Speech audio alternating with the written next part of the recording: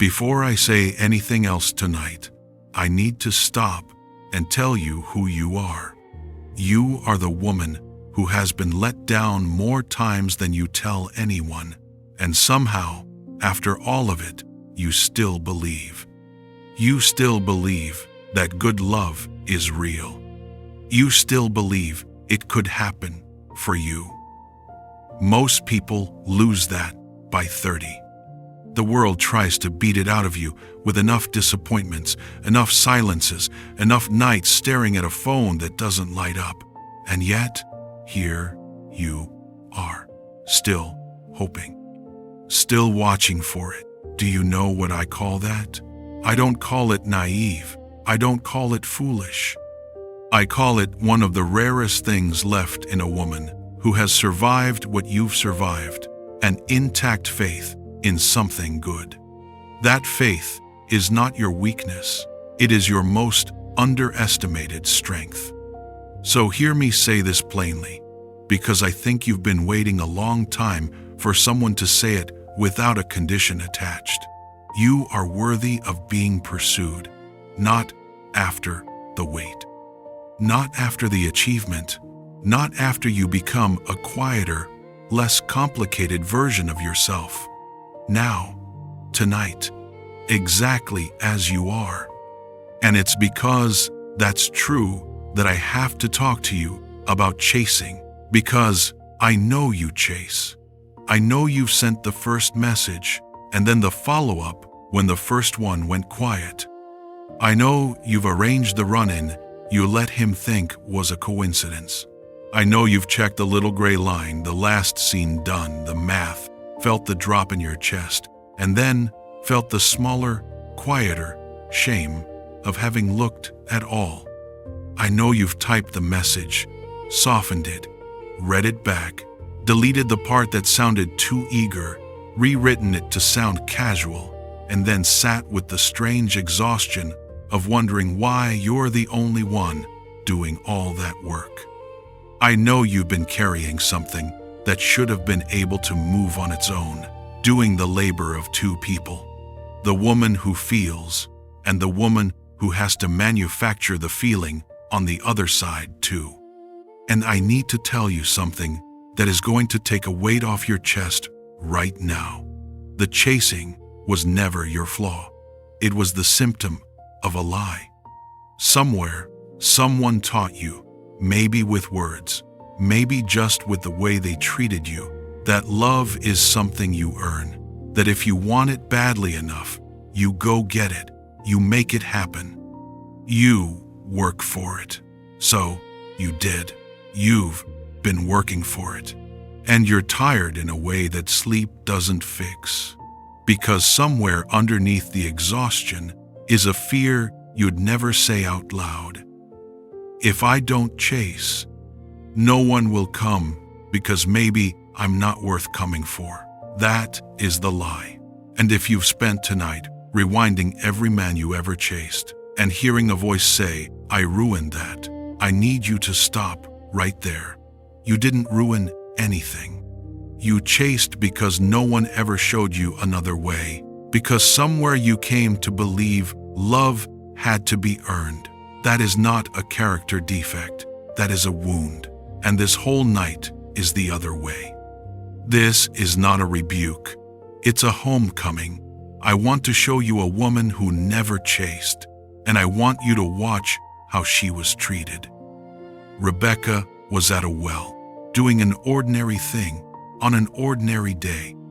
She wasn't out on the road looking for a husband. She wasn't scanning the horizon. She was simply being who she was, and who she was generous. She watered 10 camels she had no obligation to water. For a stranger, she had no reason to help. She was just at the well, being herself. And while she was there, a search was already crossing the desert to find her. A servant had traveled for weeks with this one mission. I want you to slow down with me on what happened when he reached her, because I think you've forgotten this is even possible. He arrived bearing gold, a ring, and bracelets, and he laid them in her hands before she had said a single yes, before she had agreed to anything, before she had earned a single thing. Now, picture that for yourself. Imagine being handed something precious before you've done one thing to deserve it. Not as a transaction, not if you, just here because you're worth it. Can you even picture being treated that way? When was the last time you let yourself believe you could be? That is what the right pursuit looks like. It crosses deserts. It arrives bearing something before it asks for anything. It finds you where you are. It does not require you to chase it down the road. And that word road is the whole thing, beloved. Rebecca was found at the well, doing the ordinary, faithful thing in the place where she already was. The well is where you're found being yourself. The road is where you exhaust yourself chasing. And the chasing woman abandons the well to run the road, and she loses both. She loses the water, and she loses the meeting, because the right search was always going to cross the desert to find her at the well. And the wrong one was never going to find her on the road. It was never looking for her at all. It was just her looking for it. So, stay at the well. Be yourself there. And here is the part that will reframe everything. The way a man pursues you is the first prophecy of how he will love you. Pursuit isn't the hoop he jumps through once and then stops after he's won. It's the first thing God shows you about his character. So when you chase, when you force it, fund it, fix it, carry it, you don't just exhaust yourself. You lose the most important information God was trying to give you. You contaminate the very message the pursuit was supposed to send. You can never read the pursuit of a man you never stopped pushing. But I have to stop here and say something carefully. What I'm describing is not a strategy. Please don't walk away from this video and go cold to test him or disappear to make him chase. That is not dignity, that is just the chase wearing a quieter dress. It's still control. What I'm talking about is something entirely different. It's resting in your worth so completely that the running just stops. Not to win him, not to change the outcome, but because a woman who knows what she is worth doesn't run.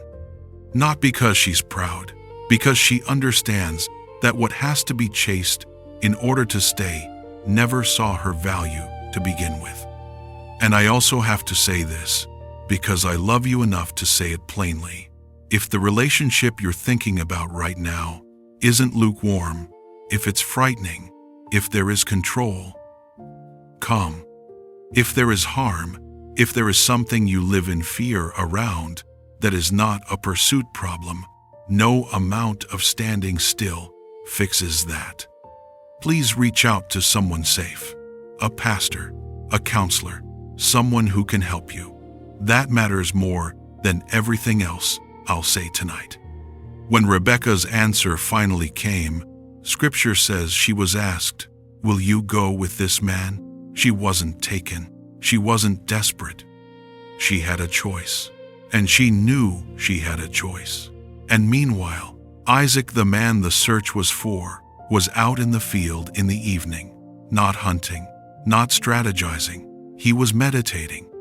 He was in communion with God when she arrived.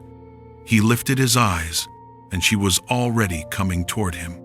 That is the picture I want you to hold. Not a woman pleading to be chosen. A woman secure enough to be asked. And a man who wasn't hunting her down. He was where he was supposed to be, and she arrived. Song of Songs 2-7 says it in the plainest way possible. Do not awaken love before it pleases. Love is awaited, not manufactured. It rises on its own when the time is right, and the woman is standing still in what she's worth. And Psalm 46:10 names exactly what that standing looks like. Be still and know that I am God. And Zephaniah 3:17 says something I need you to sit with for a moment. It says God rejoices over you with gladness, not someday, not conditionally. He sings over you. The one who made you does not look at you and see someone who has to earn her way into being treasured. He already sees the treasure. And maybe there's no man in any of this for you right now. Maybe you've been listening this whole time wondering who I'm even talking about, because there's no him at all. Beloved, hear me. The worth I've been describing is yours, whether a man ever appears or not. The gold laid in Rebekah's hands before she earned it, that's a picture of how God already sees you. And the one who rejoices over you with gladness is not crossing any desert to get to you. He's already here. So here is what I want to give you tonight. And I'm going to be honest with you. I won't promise you a man. I don't know if he comes tomorrow or not for years. And anyone who promises you that is selling something that isn't theirs to sell. Here's what I know instead. When you stop running and stand up in what you're worth, one of two things happens, and hear me say this, both of them are mercy. Either he moves, and now you know it's real, because you didn't move him. He came on his own, the way the search crossed the desert for Rebekah. Or he doesn't move. And now you finally know the truth your chasing was hiding from you all along. One outcome gives you a man worth having. The other gives you your life back. There is no version of standing still in your worth that leaves you worse off. None. And if this is the first time in years someone has put words to the thing you've been carrying, if you're realizing right now, that's why I've been so tired, and you never knew why, then stay with me to the end. Because seeing your worth for one night is not the same as standing in it tomorrow morning when the old fear comes knocking again. And it will come knocking. I'll show you where to take it before we're done. But first, here is the thing about wholeness that I need you to understand. It is not the consolation prize for not having the man. A woman who is exhausted from chasing, who is only half here, cannot even see clearly who is standing in front of her. So when she's whole, she stops asking the old question, am I enough for him? And she starts asking a different one entirely. Is he worthy of what God formed in me? That is not a bitter question. That is the question of a woman who has remembered her own value.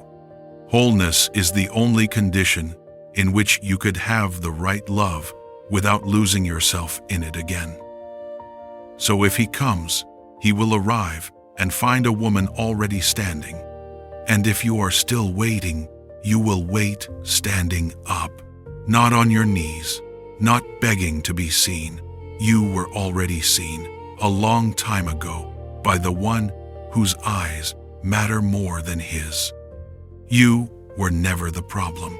You just forgot you were the treasure. So let me show you something before you go. Picture setting it all down, the planning, the checking, the carrying, the making it happen, just for tonight. Picture your shoulders dropping a full inch you didn't even know they were holding. That exhale you've needed for years, that's not giving up, that's coming home. If this met you tonight, let it become a declaration. Say it until your heart believes it. I was never the problem. I just forgot I was the treasure. I don't chase, I'm worth being found. And if you want to leave it where someone else who needs it will see it, type the short version in the comments. I forgot I was the treasure. I'm done chasing. Now, what you felt tonight is real. But I have to be honest with you, because I love you too much not to be. A truth you hear once has to become a truth you practice, because the old lie knows where you live. By morning, it comes back, the voice that says, you have to earn it, you have to chase, you're not quite enough as you are. Not because tonight wasn't true, because feeling it once and standing on it every morning are not the same thing. So I made you something to practice it in. The Still Point, a 30-day devotional for the woman who is waiting. One scripture, one reflection, one prayer. Every day in the same voice you're hearing right now. And it comes with the audio read for you too, so on the nights the old voice is loudest, you can close your eyes and just listen instead of read. It's all in there. It's the first link in the description. I'll meet you there. You can put it down now, beloved. The chasing, the checking, the carrying. Set it down and rest. You were the treasure the whole time. Good night.